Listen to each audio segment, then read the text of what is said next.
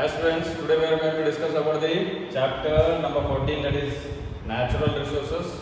Myself Vivek Sajjan, GGQ science subject.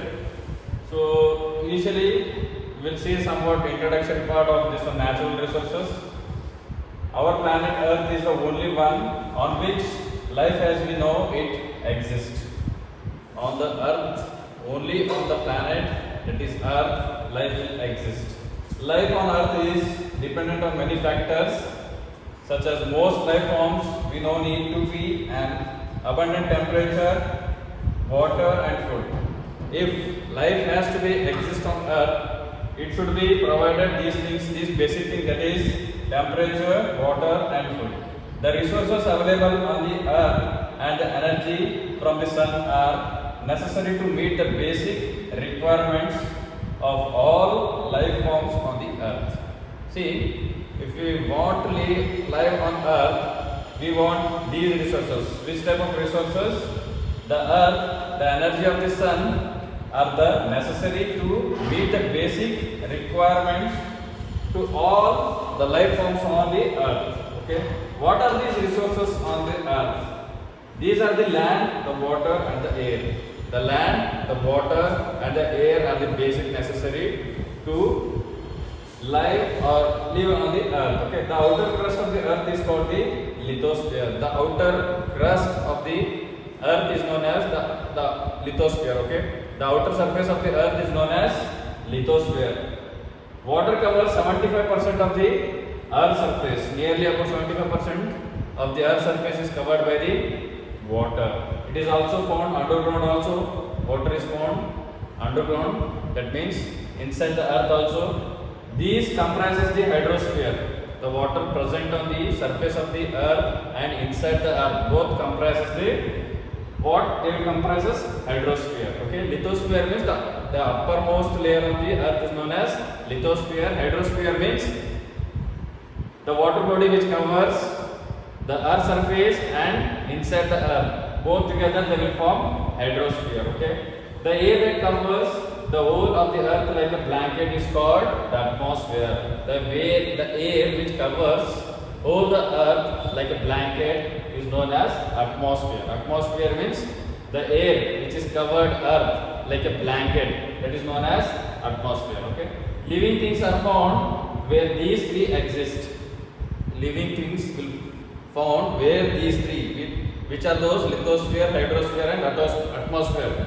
These three are the major requirements for the existence of living things. This life supporting zone of the Earth where the atmosphere, the hydrosphere and the lithosphere interact and makes life possible is known as the biosphere. All these three together they will make biosphere. Okay, all these three. So they are lithosphere, hydrosphere and atmosphere. All three togetherly they will form biosphere. Okay, so living things consist the biotic components of the biosphere. The air, the water and the soil forms the non-living or abiotic components of the biosphere. In biosphere we have two types of components. They are living components and non-living components. Okay, biosphere is constructed by the two major things. They are biotic and abiotic things. In biotic all the life forms will comes, all the living things will comes under the biotic, and all the non-living things such as the sun, water, air, is all together they will form the abiotic components of the biosphere. So let us study these abiotic components in details in order to understand their role in sustaining the life on the Earth. Okay, the breath of life or air we can see.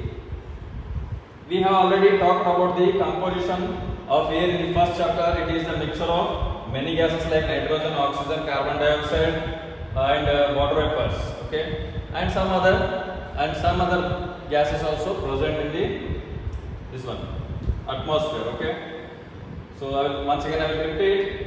So air is a mixture of many gases like nitrogen, oxygen, carbon dioxide, argon, neon and some amount of water vapors also present in the atmosphere. Okay, or else in the air. So it is interesting to note that even the composition of air is the result of life on the air. So even the air also plays a very important role in existence of life on the earth.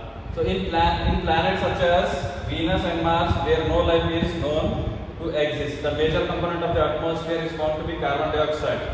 So in Mars and Venus, there is no life forms. Why? Because the major component of the planet is carbon dioxide.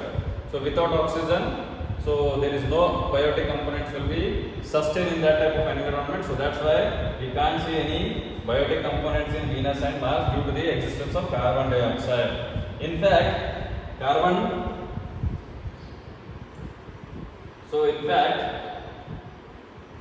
second. So in fact, carbon dioxide consists of 95 to 97% of the atmosphere in Venus and Mars.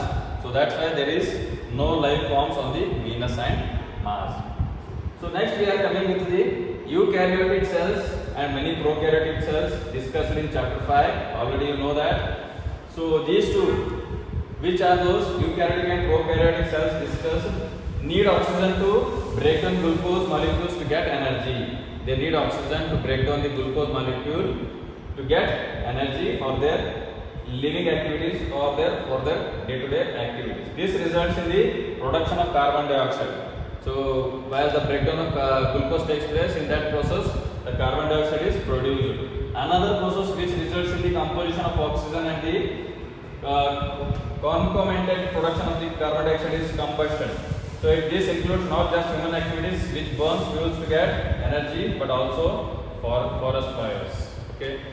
So see, you can see here, oxygen is used for the breakdown of glucose, for releasing the energies, so which create useful substance which have the positive side also, which another side also we have negative side also.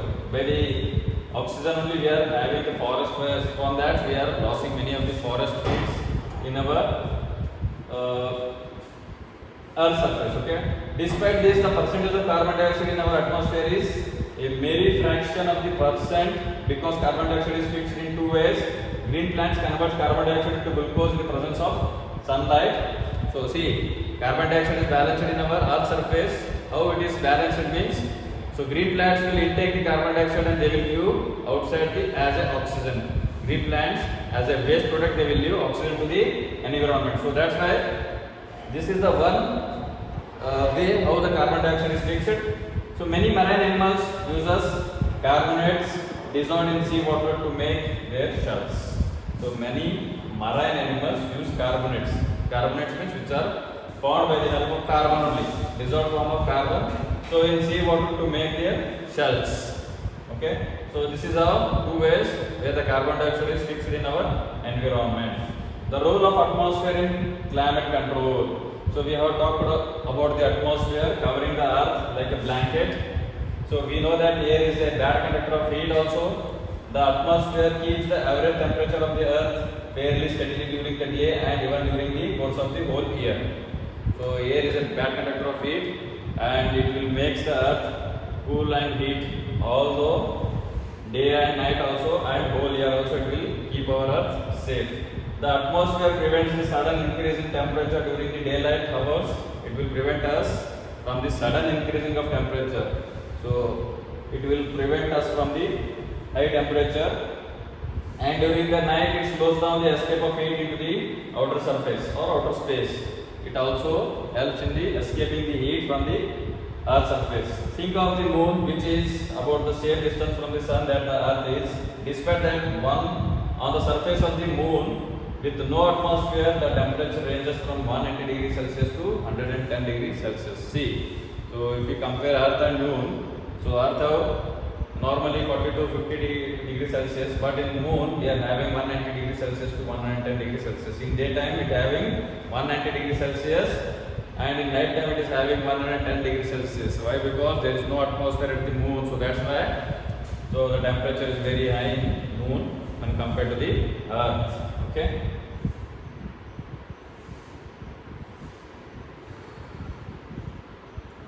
So we have one activity. So students, if you have any doubts in this topic, you can comment in the comment box. We will give the suggestions for your questions.